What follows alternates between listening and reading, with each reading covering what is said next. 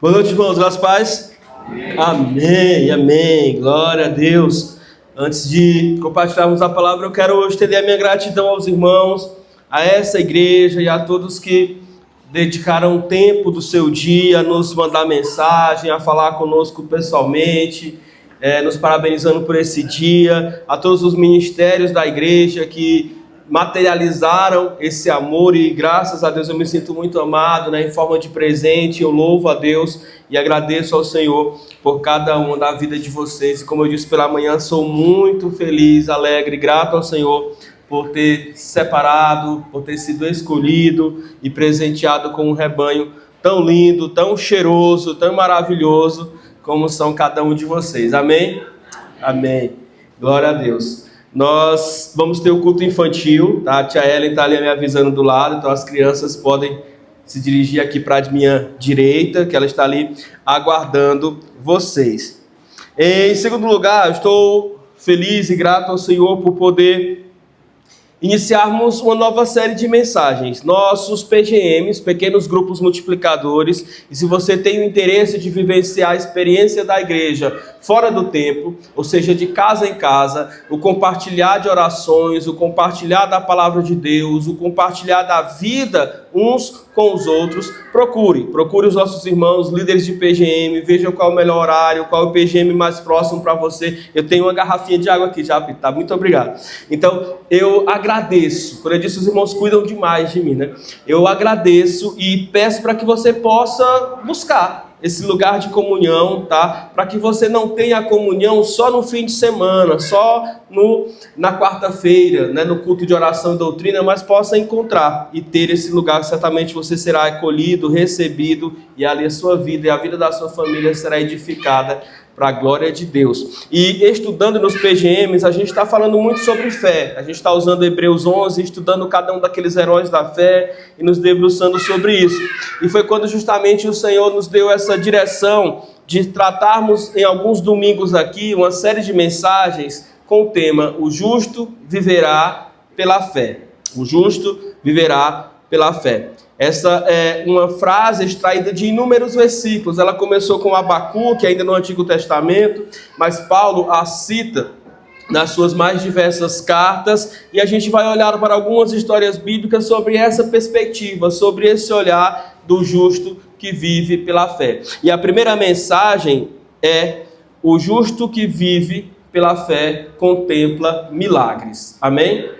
Amém. Vamos abrir nossas Bíblias lá no Antigo Testamento, 1 Reis, capítulo de número 17, e eu quero olhar para esse texto com vocês e poder extrair algumas lições a partir do que ele nos fala. 1 Reis, capítulo de número 17.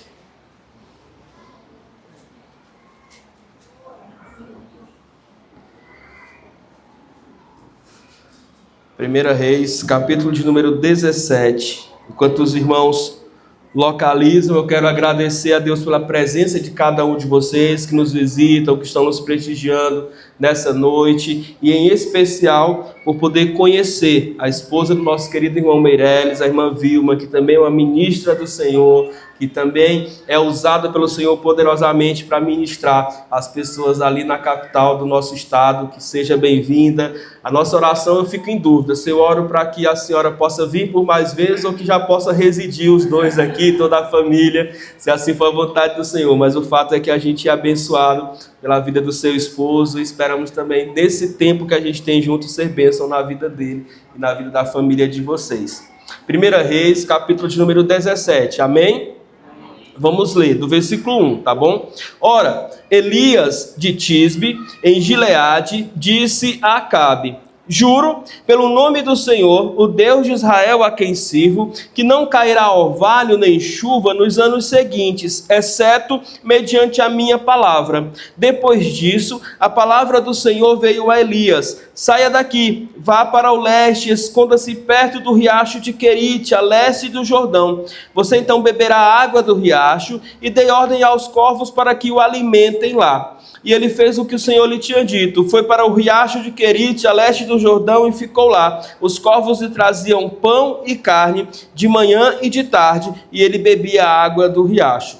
Algum tempo depois, o riacho secou por falta de chuva. Então, a palavra do Senhor veio novamente a Elias e disse: vá imediatamente para a cidade de Sarepta, em Sidom, e fique por lá. Ordenei a uma viúva daquele lugar que lhe forneça comida. E ele foi. Quando chegou à porta da cidade, encontrou a viúva que estava colhendo gravetos, e ele a chamou e perguntou: pode me trazer um pouco d'água numa jarra para eu beber? Enquanto ela ia buscar a água, ele gritou: por favor, traga-me também um pedaço de pão. Mas ela respondeu: juro pelo nome do Senhor, teu Deus, que não tenho nenhum pedaço de pão, só um punhado de farinha num jarro e um pouco de azeite numa botija. Estou colhendo uns 2 gravetos para levar para casa e preparar uma refeição para mim e o meu filho, para que comamos e depois morramos.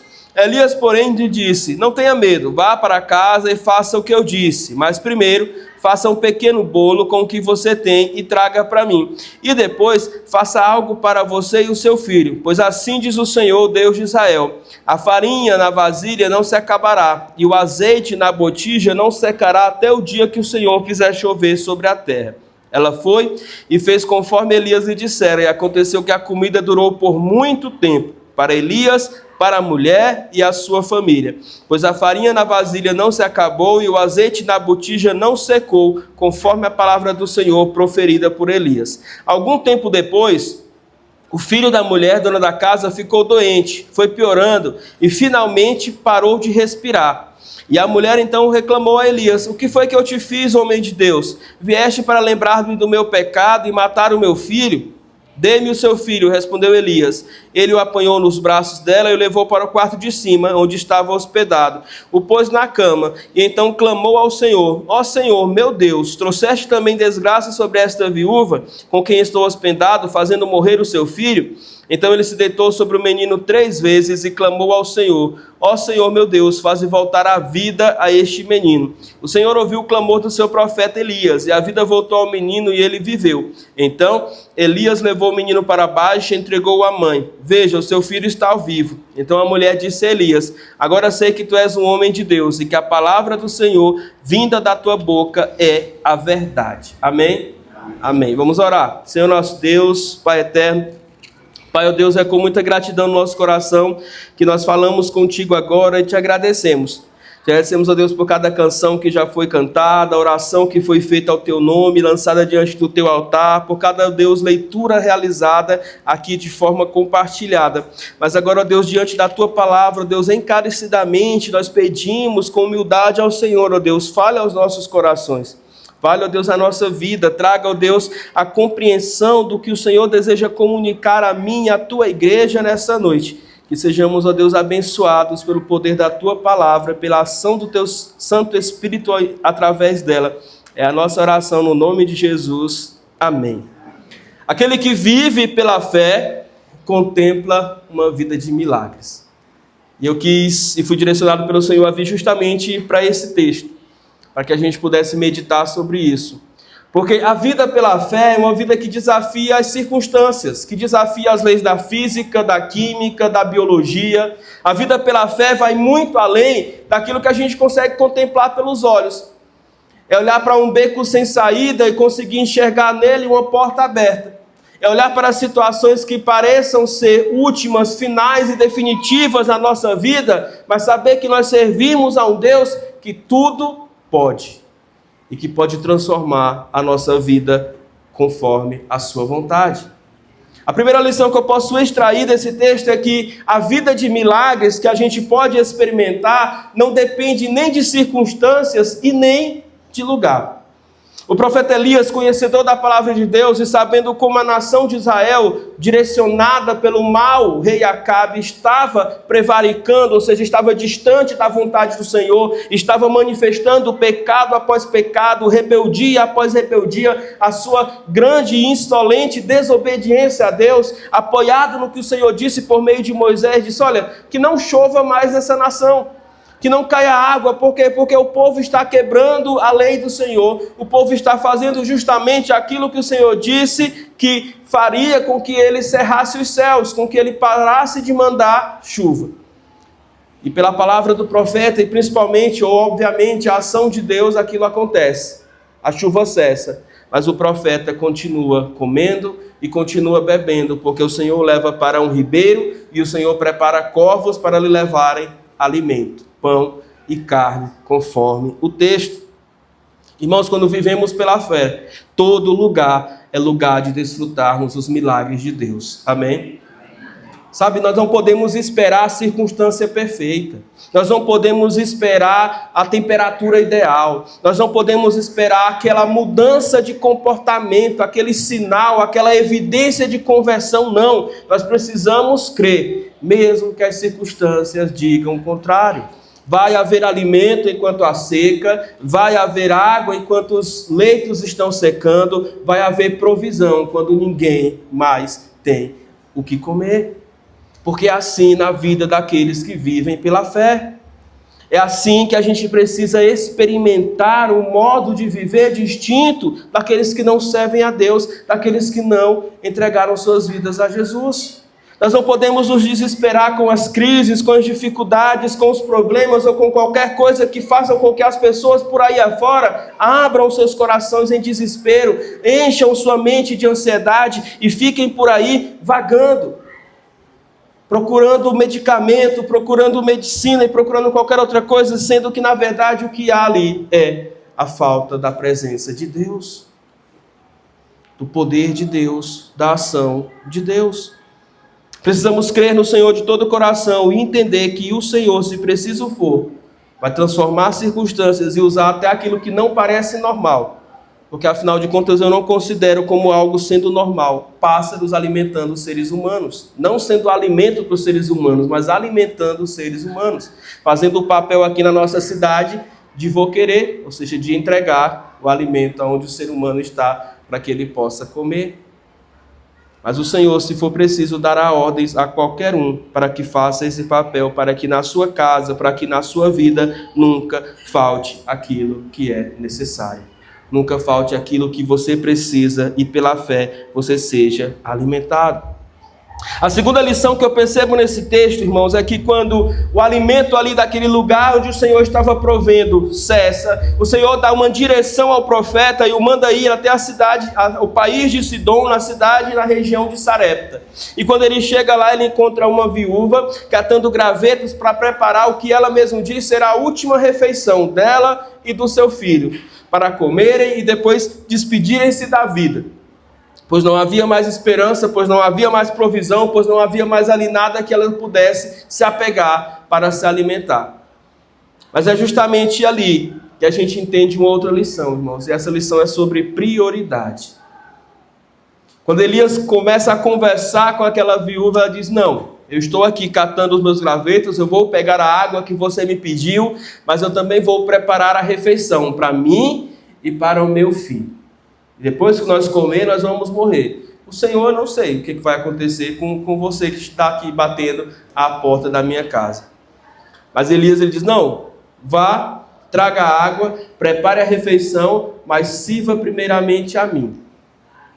E ali Elias, ele não era apenas o Elias de carne e osso, mas era o profeta de Deus, o homem de Deus, aquele que tinha do Senhor, naquele momento, a unção para representar o Senhor diante do povo, com poder, sinais, prodígios e tudo mais que o Senhor pudesse ali fazer com que ele operasse, para que as pessoas pudessem crer no profeta, principalmente na mensagem daquele homem de Deus. E Elias ensina justamente aquela senhora e a nós hoje sobre prioridade, porque a falta de prioridade ou a prioridade errada pode nos levar à morte. E isso é muito sério. Quando aquela mulher prioriza a si mesma, prioriza a sua família, o seu filho, ela mesma dá o seu destino, ela diz, olha, eu vou depois disso morrer. Mas quando Elias investe a prioridade dela, diz, não, sirva primeiro a mim. E depois que servir a mim, você verá o milagre acontecer. Porque nem massa vai faltar, nem óleo e azeite faltará para que você possa continuar cozinhando. Jesus nos ensina sobre isso. Ele nos ensina no Evangelho de Mateus. Buscai, em primeiro lugar, o reino de Deus e a sua justiça. E todas as coisas vos serão acrescentadas. Prioridades. Irmãos, viver pela fé envolve partilhar, mesmo quando nós achamos que o que nós temos não é suficiente. Vou repetir. Viver pela fé envolve partilhar, mesmo quando nós achamos que o que nós temos não é suficiente. E eu não estou falando sobre comida. Eu estou falando sobre vida. Eu estou falando sobre dom. Eu estou falando sobre serviço. Eu estou falando de muitas vezes daquela humildade que bate no coração, mas que bate no sentido de ser orgulhoso e dizer, não, eu não vou fazer algo, porque eu não me sinto preparado para fazer algo. Eu não vou compartilhar isso, porque eu não me sinto preparado para compartilhar isso. Eu não vou atender a determinado chamado ou necessidade da minha igreja, porque eu não me sinto preparado para estar ali servindo e suprindo naquela necessidade. Isso não é a humildade verdadeira, isso é a falsa humildade que vai te paralisar e te impedir de ser usado por Deus como canal de bênção na vida de outras pessoas. Prioridade, servir, envolver, partilhar, pensar no outro, é justamente o que Deus quer que nós façamos de maneira correta. Não estava nos planos daquela viúva servir ou receber ninguém. Irmãos, eu acredito que em meio à nossa existência e convivência enquanto seres humanos, talvez já tenha chegado o dia de alguém bater à sua porta, de alguma visita chegar sem avisar, e você às vezes não ter nem o café e nem o açúcar para adoçar o café para receber aquela pessoa. E talvez a sua desculpa foi ali dizer, não, irmão, vem outra hora, vem outro momento, não está um momento legal na minha vida aqui. Mas são exatamente as oportunidades que Deus coloca diante de nós para sermos tanto ajudados como ajudadores na vida dessas pessoas. Nós não podemos enxergar isso apenas com os olhos físicos, como alguém que bateu na hora errada, como alguém que é inconveniente ou chegou no momento em que não foi convidado, como alguém que chegou na nossa vida, entrou na nossa casa quando a gente não tinha nada para oferecer. Nós precisamos olhar isso com os olhos da fé e ver que é Deus colocando pessoas na nossa vida para que sejam bênção e para que sejam abençoadas por cada um de nós. É essa a lição que Elias e essa viúva nos passam nesse sentido aqui. Quando Elias diz, olha, faça primeiro para mim, está dizendo, deixe de priorizar você, deixe de pensar só em você e comece a partilhar. Irmãos, aquilo que nós não compartilhamos, morre, definha, se acaba. No nosso coração fica só aquele desejo de obter mais, de querer mais, de acumular mais. Mas conforme a gente compartilha, o Senhor multiplica. O Senhor faz crescer. O Senhor faz aumentar. Agora nós só podemos compartilhar aquilo que temos, porque ninguém pode dar aquilo que não tem. Então é preciso buscar ao Senhor, é preciso estar na dependência de Deus, para que nesse mundo individualista, nós sejamos aqueles que vão quebrar esse individualismo, incluir os próximos na nossa vida, nos nossos planos, para aí sim experimentar a maravilhosa provisão de Deus sobre as nossas vidas. Porque na cabeça dela ela diz, eu vou pegar esses gravetos, cozinhar a última massa que eu tenho com a última dose de azeite que possuo e vou depois disso comer. Quando a fome vier, e eu não tiver mais nada, eu e meu filho encontraremos a morte. Mas o profeta apareceu, uma necessidade ainda maior se fez presente na vida dela. Ela fez o que o profeta mandou que ela fizesse, orientou, pediu que ela fizesse. E o Senhor agiu com providência. Irmãos, quantas vezes a gente é mestre em olhar para a nossa vida e fazer um diagnóstico ruim mediante as circunstâncias. Sabe, a gente faz um exame e aquele exame não sai do jeito que a gente imaginava. A gente já pensa logo no pior.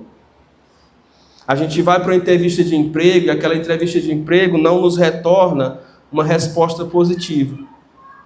A gente já imagina o pior. Nós conversamos com alguém e aquele alguém é alguém que nos interessa no sentido de se relacionar. Mas aquela pessoa não deu uma resposta positiva, então nós achamos que a nossa vida vai ser uma eterna solidão. Nós conversamos com alguém sobre Jesus, investimos tempo naquela pessoa, ao final nós perguntamos se aquela pessoa quer crer em Jesus. E naquele momento a pessoa diz, não, eu não quero agora. E aí nós deixamos aquela pessoa de lado, como se continuar orando, continuar testemunhando e pregando para ela, não fosse fazer com que ela percebesse o quanto ela é amada por Deus, o quanto Jesus entregou-se também pela vida dela. Irmãos, Deus está usando o profeta Elias aqui para dizer a essa viúva que não é o diagnóstico dela, que não é a análise dela, que não é ela fisicamente, friamente, olhar para os gravetos, olhar para a porção de comida, dividir aquilo por ela e pelo filho dela e dizer, depois disso acabou, depois disso não tem mais nada o que acontecer, depois disso não há mais esperança, depois disso nós vamos morrer. Porque viver pela fé, como eu disse no início, é desafiar essas leis comuns. E é crer num Deus que pode suprir de onde você menos espera. Então, quando o profeta diz para ela, faça primeiro para mim, depois faça para a sua família, ele também dá uma outra direção para ela. Versículo de número 14, se você ainda está com a Bíblia aberta, olha o que ele diz. Ele diz assim, pois assim diz o Senhor, o Deus de Israel, a farinha na vasilha não se acabará, e o azeite na botija não secará, até o dia em que o Senhor fizer chover sobre a terra. O nosso Deus é o Deus da provisão, e o que Deus tem para nós, irmãos, não é algo pontual, mas é algo constante. A bênção e os milagres de Deus sobre a nossa vida são constantes. Amém? Deus, ele não é alguém para fazer uma aparição e depois daquela aparição ele não tem mais o que fazer. Deus não é como aquele mágico que encanta e que precisa aprender um novo truque depois para aparecer novamente. Deus não é como aquele que tem um poder que é limitado. Não, pelo contrário, Deus é o Senhor dos céus e da terra, como vimos pela manhã, e de tudo que neles há. É o provedor, é o todo-poderoso, é onipotente, é onisciente, é onipresente, e não há nada impossível para o nosso Deus. No fundo daquela botija, no fundo daquela vasilha, não tinha mais massa, não tinha mais azeite, mas ela, debaixo da obediência ao profeta do Senhor, o profeta do Senhor disse, o meu Deus fará com que essa comida e esse alimento se multiplique até que tudo volte ao normal. Tenha chuva, tenha plantação, tenha colheita e a gente possa voltar à normalidade. O Senhor é assim. O Senhor age como apraz, e agindo Deus, ninguém pode impedir. Naquela casa onde provavelmente se esperava daqui a alguns dias um velório duplo, se transformou numa casa de provisão, numa casa de bênção recorrente, numa casa onde a presença de Deus fez toda a diferença. O mantimento não faltou, e aquilo que Deus faz na nossa vida não é passageiro. A obra do Senhor é completa. A obra do Senhor é eterna. Vimos pela manhã, aquele que começou a boa obra há de completá-la até o dia de Jesus Cristo. Paulo escrevendo aos Filipenses, capítulo 1. Então percebam que é isso que alguém que vive pela fé experimenta. Recebe do Senhor provisão para a vida, provisão para casa, a presença do Senhor constante. Só que a gente também precisa compreender que no decorrer do texto, o próprio história, a própria narrativa nos ensina que a presença de Deus não nos exclui da vida com dificuldade. Porque se o texto para aqui, nós podemos imaginar como sendo até um conto desses que a gente observa no cinema da Disney. Poderíamos colocar a frase clássica, e viveram felizes para sempre. Mas o que acontece aqui, e depois da provisão da comida contínua pela parte de Deus, e o profeta se alimentando, a viúva se alimentando, o filho se alimentando, é que aquele filho é acometido por uma doença.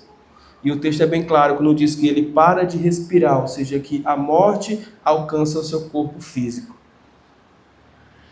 E o que acontece quando os obstáculos alcançam a nossa existência? nós nos questionamos. E questionar não é pecado, irmãos, depende do tipo de questão.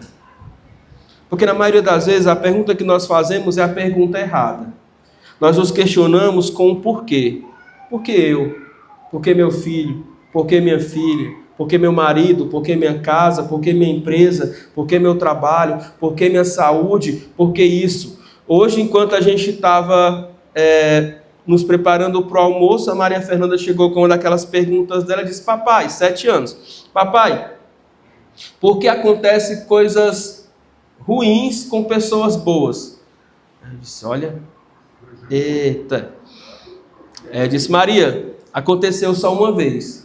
Ela regalou o olho e disse: aconteceu algo muito ruim com uma pessoa boa. Há mais de 2000 anos atrás, esse algo ruim era a morte, a pessoa boa era Jesus, que não merecia o que lhe fizeram. Mas o fato de adoecermos, o fato de acontecer coisas ruins conosco, é porque também nós precisamos ter a percepção de que somos pecadores e não somos tão bons quanto nós nos imaginamos.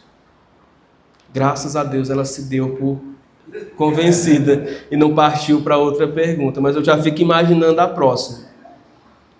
Mas é essa a pergunta que nós nos fazemos: por quê? Por que isso? Por que estou sofrendo? Por que estou passando por essa dificuldade? Por que o Senhor está pesando a mão sobre mim? Por que o Senhor está me fazendo passar por essa decepção, por esse trabalho com meu filho, com minha filha, que é alguém que eu ensinei o Evangelho, que eu levei para a igreja desde pequeno? Por quê? Por quê? Por quê? Então, na verdade, talvez a pergunta certa seja: para quê? Porque a vida do cristão, irmãos, o chamado para seguir a Cristo é para ser testemunha. Atos 1:8. Mas descerá sobre vós o Espírito Santo, e vós sereis minhas testemunhas. Aqui, no caso lá, Jerusalém, Judeia e Samaria, até os confins da terra. Mas só tem testemunho quem tem história. Só tem testemunho quem experimentou algo na sua vida. Só tem testemunho quem sofreu, quem foi testemunha ocular, quem passou por situações na sua vida. Então, da próxima vez que aparentemente o mal chegar na tua casa, na tua tenda, na tua família, mesmo com a proteção daquele que não dormita, que não dorme, que não cochila, pense no para que aquilo pode servir. Porque geralmente Deus usa as nossas feridas curadas para que nós sejamos aqueles que vão ajudar aqueles que estão sofrendo naquele momento, em outro momento. As nossas cicatrizes são marcas que Deus permite que nós tenhamos para que outros possam ver que a vida com Deus é uma vida que marca, que fere, mas que, sobretudo, a vitória é garantida. Amém? Porque não é a fome, não é o fim e não é a morte que pode acabar com as nossas vidas. Pastor, e agora? O que aconteceu com o filho dessa viúva? A gente esteve atento à primeira leitura, pôde perceber que assim como ela apresentou e aprendeu a ouvir a voz do profeta, que era a voz do próprio Deus falando ali a sua vida por meio do profeta, ela mais uma vez trouxe a questão ao profeta, ou seja, a questão a Deus. E ao trazer a questão a Deus, ela então colocou nas mãos do Senhor. Amados, nós precisamos colocar nas mãos de Deus aquilo que está morto nas nossas vidas, ou aquilo que está prestes a morrer. Talvez seja o seu casamento, talvez seja o seu emprego, talvez seja a sua vida espiritual, seja o seu coração, a sua mente, seja qualquer coisa que tenha aí tomado a tua vida, te enchido de preocupação. Coloque diante do Senhor, porque Ele é o único que pode fazer ressurgir, que pode transformar. E mais do que isso, Ele não faz com resíduos, com resquícios do passado. Eis que aqueles que estão em Cristo Jesus são que novas criaturas. Novas criaturas. O que era velho fica para trás e tudo se faz novo. É por isso que nós precisamos entregar nas mãos de Deus. É por isso que nós precisamos confiar no Deus. É por isso que pela fé nós podemos e devemos, diante desse Deus, buscar força, auxílio, ajuda para que Ele devolva vida àquilo que já não tem mais do nosso coração alcançado e recebido. Esperança. O filho dela estava morto. E ela poderia apenas se lamentar e deixar aquilo por si só. Mas ela busca a Deus e busca o profeta de Deus. E o profeta de Deus busca ao Senhor. E o Senhor responde misericordiosamente, graciosamente. E devolve o fôlego de vida àquele jovem. Interessante como o texto ele acaba sendo poético e referindo, e trazendo uma clara referência a Gênesis. Porque é dito que o jovem parou de respirar. Depois é dito que ele foi, por Deus, feito voltar à vida. Provavelmente sendo devolvido o fôlego de vida ao seu coração, ao seu corpo, ao seu organismo. Irmãos, quantos de nós, ao lidarmos com alguém que perdeu a vida, tem fé suficiente para crer que aquela pessoa pode retornar à vida? É uma pergunta muito séria. É uma pergunta que a gente precisa responder.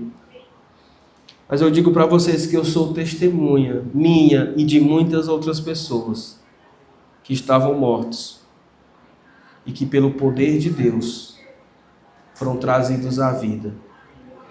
É isso que o apóstolo Paulo nos ensina quando escreve aos Efésios, capítulo de número 2. Ele diz: vós estavam mortos nos vossos delitos e nos vossos pecados. Mas Deus, pela graça de Deus, os trouxe à vida. E essa vida é ofertada a nós. E nós precisamos responder com fé. O justo viverá pela fé. Para que saiamos desse quadro de morte espiritual e possamos experimentar a vida que Deus tem para nós. A verdadeira vida que Deus tem para nós. A existência que não é apenas o viver nesse mundo sem propósito, mas o viver sabendo exatamente para aquilo que fomos criados, para um dia, diante do nosso Criador, prestarmos contas da nossa vida e dizermos: Deus, eu peço perdão por tudo que eu fiz, mas eu criei em Cristo e eu sei que o Senhor há de me perdoar e de ter comigo esse relacionamento que durará por toda a eternidade. É isso que acontece com aquele jovem, é isso que acontece, ele é devolvido à vida, ele é devolvido à sua mãe, e aí sim, ela pode desfrutar e testemunhar. Vejam como o texto termina com um testemunho. O versículo 24 diz: agora sei que tu és um homem de Deus e que a palavra do Senhor vinda da tua boca é a verdade. Deus nos criou para que sejamos suas testemunhas, e se preciso for, Ele realizará milagres para que isso aconteça. E o maior milagre que deve acontecer nas nossas vidas é justamente o milagre da salvação das nossas almas, da entrega do nosso coração a Jesus, da confiança plena da nossa vida no Senhor, de saber que não é por meu mérito, não é por minha capacidade, não é por minha sabedoria, não é por meu esforço, mas é pela ação do Senhor, pelo cuidado do Senhor, pela provisão do Senhor, pela salvação do Senhor. Eu quero caminhar para o fim com algumas perguntas de aplicação, e a primeira delas é: como nós estamos recepcionando a presença de Deus nas nossas casas? É muito duro um versículo de Jesus quando ele diz: eu vim até vós, mas vocês me rejeitaram. As pessoas que estavam ouvindo ficam atônitas, dizendo: Senhor, quando foi que nós rejeitamos o Senhor? Todas as vezes que um dos meus bateu a porta de vocês e vocês não o receberam. E vocês não o aceitaram, vocês não o acolheram e vocês não serviram às suas necessidades. Amados, todos os dias o Senhor está usando pessoas para nos fazer servi-lo, amá-lo, obedecê-lo. Como? Servindo, amando, obedecendo e cuidando dessas pessoas. Não espere uma epifania. Pastor, o que é isso? Uma visão de Deus, uma manifestação de Deus. Deus, ele se manifesta por meio de pequeninos que batem à tua porta, que precisam às vezes de uma comida, que precisam de um acolhimento, que precisam ser ouvidos, que precisam ser amados, que precisam ser libertados das suas feridas, que precisam ser curados das suas mágoas. Não rejeite da próxima vez que alguém assim fizer com você, porque você será usado por Deus para abençoar a vida daquela pessoa. Uma segunda aplicação é que o nosso momento não define a nossa história. O momento daquela mulher era de escassez, era de fim da comida. E ela também já observava, por meio da não-fé, o fim da sua vida. Talvez você olhe para a sua vida e diga, olha, eu estou enxergando que eu estou perto do fim. Mas se você confia de todo o coração no Senhor, você precisa crer que a última palavra não é a sua, é a do Senhor. Amém? É o Senhor quem define.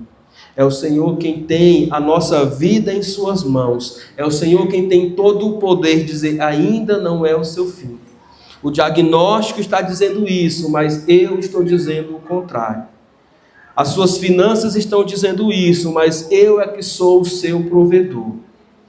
O seu relacionamento está dessa forma quebrado, mas eu sou aquele que pode consertar.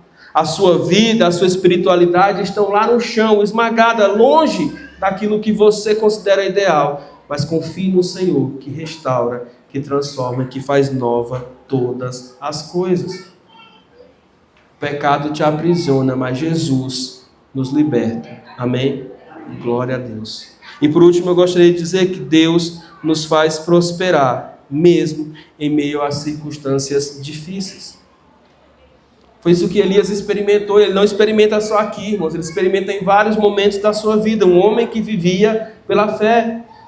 Enquanto os rios secavam, enquanto a comida era escassa, ele foi servido por riachos, ele foi servido por animais que levavam comida para ele. Enquanto as pessoas estavam se debandando para o lado de deuses falsos, Baal, Astarote e muitos outros, Elias foi fiel ao Senhor e bastou uma oração para que o Senhor respondesse com fogo e se mostrasse como o Deus verdadeiro, o Deus de Israel, e ele comprovasse que era um homem de Deus e que servia ao único e verdadeiro Deus. Na experiência com essa viúva, ele chegou e a encontrou com a última porção de comida que ela tinha.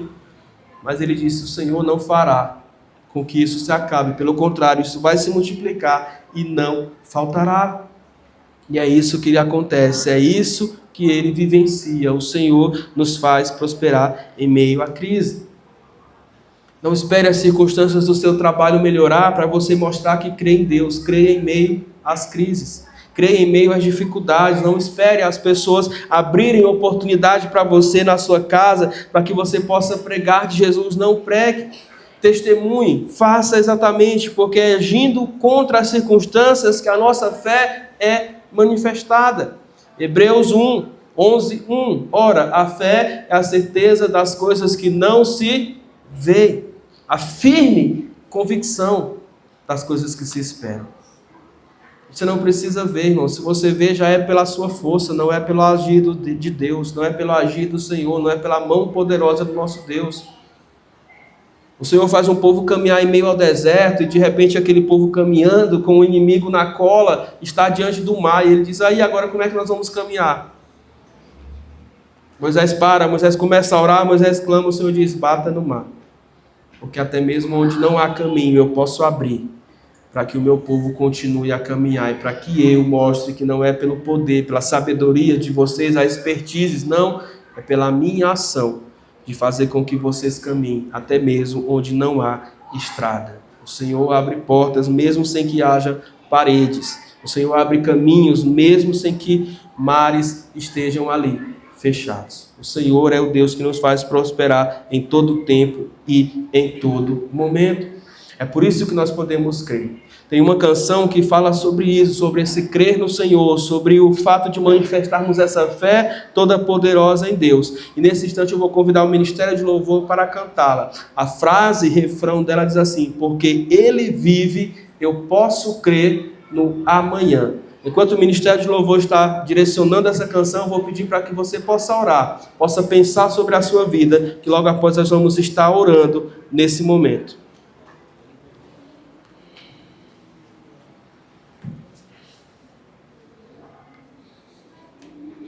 Amém. No Salmo 37, nos diz, né? Segue o teu caminho ao Senhor. Confia nele, mas ele fará. E eu creio que é esse convite que o Senhor faz aos nossos corações nessa noite. Louvemos ao Senhor.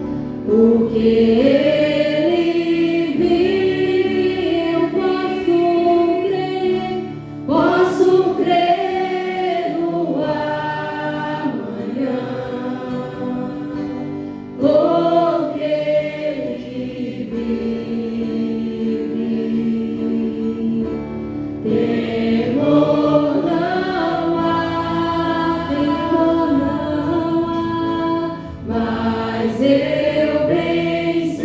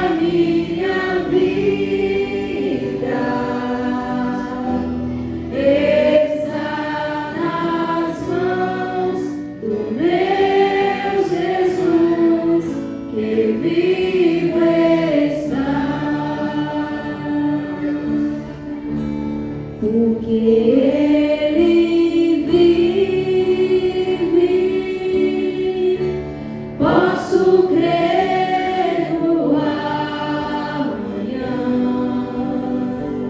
porque Ele vive.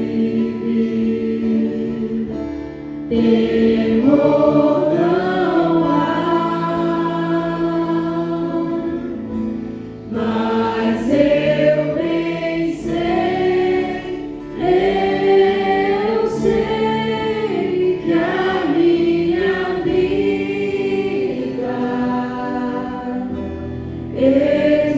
está nas mãos do meu Jesus, que vivo está.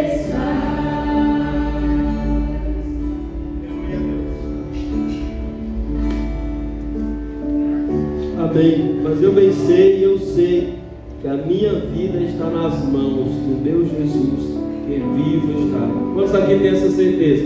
Amém? Amém. Amém. Glória a Deus. Mas eu sei que tem gente que não tem essa certeza. E é com você que eu quero falar, direcionar a sua vida. Nada acontece por acaso.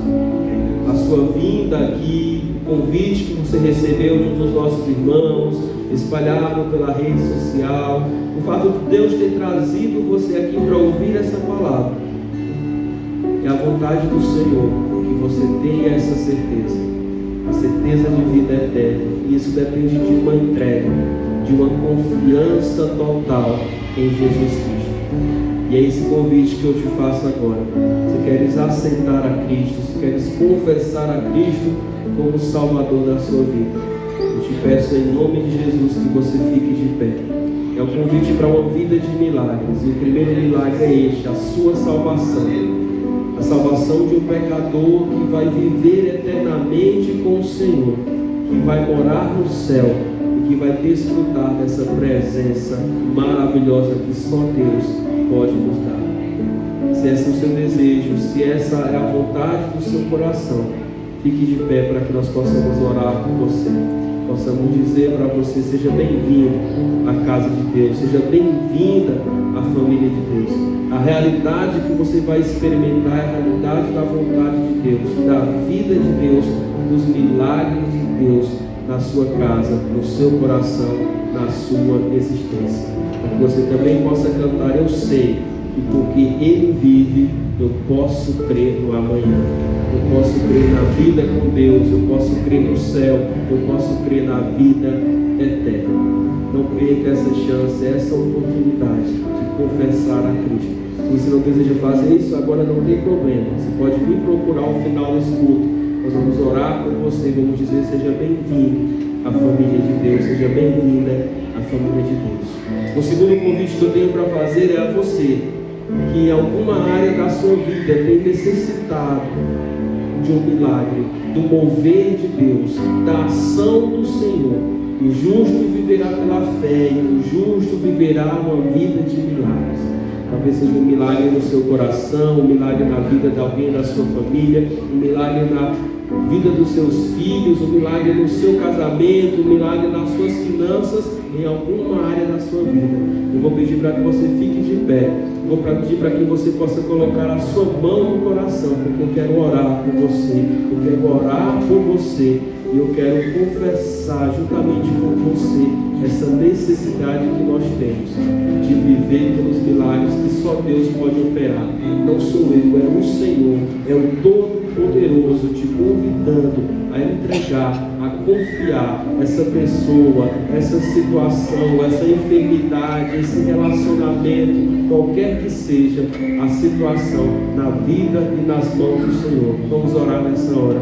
Senhor nosso Deus, Pai eterno, Senhor, nós, ó Deus, nós alçamos a nossa voz, ó Deus, por meio de Cristo até o Senhor nessa hora, olhando para a Tua palavra que diz, ó Deus, que um dia o Senhor lá atrás, ó Deus, agiu com providência, agiu com vida na vida daquela viúva, na vida do seu filho, por meio do direcionamento daquele homem de Deus. Pai, aqui nós estamos intercedendo ao Senhor através de Cristo, para que o Senhor, ó Deus, que é o mesmo, haja, ó Deus, nas nossas vidas. Que o Senhor, ó Deus, ouça cada oração que aqui está sendo feita. Que o Senhor, ó Deus, possa, através do Teu Santo Espírito, ó Deus, traduzir aquilo, ó Deus, que nós muitas vezes falhamos em Te pedir, ó Deus, mas responder graciosamente, ó Deus, com vida, com provisão, com resolução, ó Deus, com milagres, porque nós, ó Deus, esperamos viver assim. Nós desejamos viver assim. Nós queremos viver, ó Deus, pela fé. Conhecer e prosseguir conhecendo ao Senhor, esse Deus que opera maravilhas. Pai, haja na nossa mente, haja no nosso coração e nos faça de já desfrutar a paz de que uma vez, ó Deus, nós estamos crendo no Senhor. Nós não estamos obrigando, nós não estamos colocando o Senhor contra a parede, pelo contrário, nós estamos apelando a Deus, por meio de Cristo, a Tua graça inefável, a Tua misericórdia que se derrama a cada manhã sobre as nossas vidas, ao Teu infinito poder, ó Deus, e aquilo que a Tua palavra nos diz. Nós estamos nos derramando na Tua presença e colocando no Teu altar, ó Deus, a vida da nossa família, dos nossos filhos, a vida, ó Deus, nossa, Deus, em enfermidades, sejam elas espirituais, emocionais, físicas. Nós estamos, ó Deus, colocando a nossa vida financeira, nós estamos, ó Deus, colocando a vida das pessoas por quem nós oramos e desejamos que um dia Te conheçam e confessem como suficiente Salvador de suas vidas. Pai, nós cremos que o Senhor, ó Deus, nos fará ainda, ó Deus, vivenciar este milagre, para que sejamos testemunhas Tuas, ó Deus, e para que o Senhor e só o Senhor seja honrado, só o Senhor seja glorificado, só o Senhor seja o grande, o maravilhoso, o excelso entre nós. Ouve, ó Deus, o nosso clamor e atende conforme a Tua vontade, porque nela nós descansamos, crendo que ela é boa, que ela é perfeita e que ela é agradável a cada um de nós. Nós oramos no nome de Jesus. Amém. Amém. Que o amor de Deus, que a graça maravilhosa do nosso Senhor Jesus Cristo, que a consolação e a comunhão do Santo Espírito seja com cada um de vós, por onde quer que forem, hoje e sempre. Amém. Amém. Vamos nos aceitar, vamos orar silenciosamente, vamos conversar, nos despedirmos em paz e segurança uns dos outros, desejando uma boa e excelente semana na presença de Deus.